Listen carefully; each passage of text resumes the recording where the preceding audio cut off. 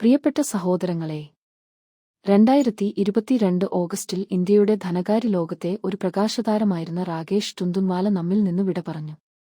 ഇന്ത്യയുടെ Warren Buffett എന്നറിയപ്പെട്ടിരുന്ന അദ്ദേഹം വെറും 5000 രൂപ കൊണ്ട് തന്റെ യാത്ര ആരംഭിച്ച് ഒരു വ്യാപാര സാമ്രാജ്യം സ്ഥാപിച്ചു.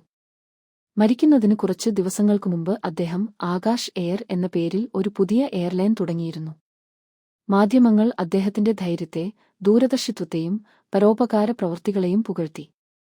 എങ്കിലും ഒരു പത്രപ്രവർത്തകൻ എഴുതിയ ഒരു വാക്യം ഇന്നത്തെ സുവിശേഷത്തെയും നമ്മുടെ ആത്മാവിനെയും കടന്നുപോകുന്നു.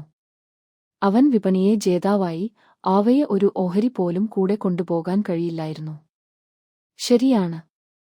ലൂക്കാ എഴുതിയ സുവിശേഷത്തിൽ യേശു ഈ ആശയത്തിന് സമാനമായ ഒരു കഥ പറയുന്നു. ഒരു വ്യക്തി യേശുവിനോട് പറയുന്നു, ഗുരുവേ, എന്റെ സഹോദരൻ എനിക്ക് അവകാശം പിരിച്ചുകൊടുക്കട്ടെ എന്നു നിങ്ങളും പറയൂ. അതിനു മറുപടിയായി യേശു ഒരു ദൃശ്യകഥ പറയുന്നു. ഒരു ധനികന്റെ വയൽ വലിയ വിളവു നൽകി. അവൻ തന്റെ മനസ്സിൽ പറഞ്ഞതു, പഴയ ഗോദാമുകൾ പൊളിച്ചു പുതിയവ പണിയാം, അവയിൽ എന്റെ എല്ലാം കുത്തിവയ്ക്കും. പിന്നെ എന്റെ ആത്മാവിനോട് പറയും, കഴിക്ക, കുടിക്ക, വിശ്രമിക്ക, ജീവിതം ആസ്വദിക്ക. എന്നാൽ ദൈവം പറഞ്ഞു, മൂലനേ, ഇന്ന് രാത്രിയിലാകെ നിന്റെ ആത്മാവ് നിനക്കിൽ നിന്ന് കറക്കിയെടുക്കപ്പെടും. നീ സമ്പാദിച്ചതൊക്കെയും ആർക്കായിരിക്കും? ഇത് രാകേഷ് ടുന്തുൻവാലക്കെതിരെ പറയുന്ന ഒരു കഥയല്ല. അദ്ദേഹം ആശുപത്രികൾക്കും വിദ്യാഭ്യാസത്തിനും ഉദാരമായി സംഭാവനകൾ നൽകി. അദ്ദേഹം മൂവനല്ല, എന്നാൽ അദ്ദേഹത്തിനും അറിയില്ലായിരുന്നു ആ രാത്രി അത്ര അടുത്ത് എത്തിയിരുന്നുവെന്ന്. യേശുവിന്റെ ഈ ഉദ്ദേശ്യം ധനത്തിനെതിരെ അല്ല, എന്നാൽ സ്വാർത്ഥതയുള്ള ആത്മാവിനെതിരെയാണ്. ധനം ശാശ്വതമല്ല, ദൈവത്തെ മറന്നുള്ള ധനസംഭരണം വ്യർത്ഥമാണ്. സഭോപദേശകന്റെ പുസ്തകം പറയുന്നു, വ്യർത്ഥതയുടെ വ്യർത്ഥത.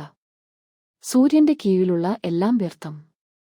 പൗലോസ് സത്യമായി ഓർമ്മിപ്പിക്കുന്നു, ഭൂമിയിലെ കാര്യങ്ങളില്ല, പരലോകത്തിലെ കാര്യങ്ങളിൽ മനസ്സാകൂ. ഈ ലോകം മനോഹരമാണ്, കാരണം ദൈവത്തിന്റെ സൃഷ്ടിയാണ്. എന്നാൽ മോചനമോ നിത്യജീവിതമോ ക്രിസ്തുവിൽ മാത്രമാണ്. നമ്മുടെ യഥാർത്ഥ നിക്ഷേപം അവനിൽ തന്നെയാണ്. കരുണ, ദയ, സഹനശക്തി, വിശുദ്ധി ഇവയാണ് ശാശ്വത നിക്ഷേപങ്ങൾ. നമ്മുടെ ഇന്ത്യൻ പശ്ചാത്തലത്തിൽ സമ്പത്ത്, പൊന്നും ഭൂമിയും വിദ്യാഭ്യാസവും മാനം ഇവയെല്ലാം ജനപ്രിയമാണ്.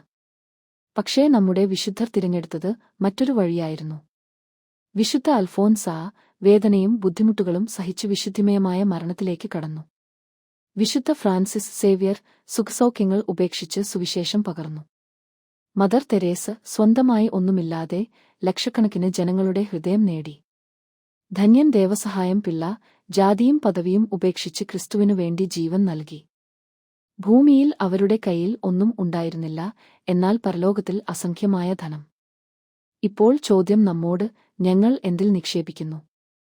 നമുക്ക് കോടിപതിയാകേണ്ട ആവശ്യമില്ല, പക്ഷേ യേശു നമ്മോട് ചോദിക്കുന്നു, നിങ്ങൾ പണം സഞ്ചയിക്കാൻ മാത്രമാണോ ജീവിക്കുന്നത്, അല്ലെങ്കിൽ കരുണ നൽകാൻ?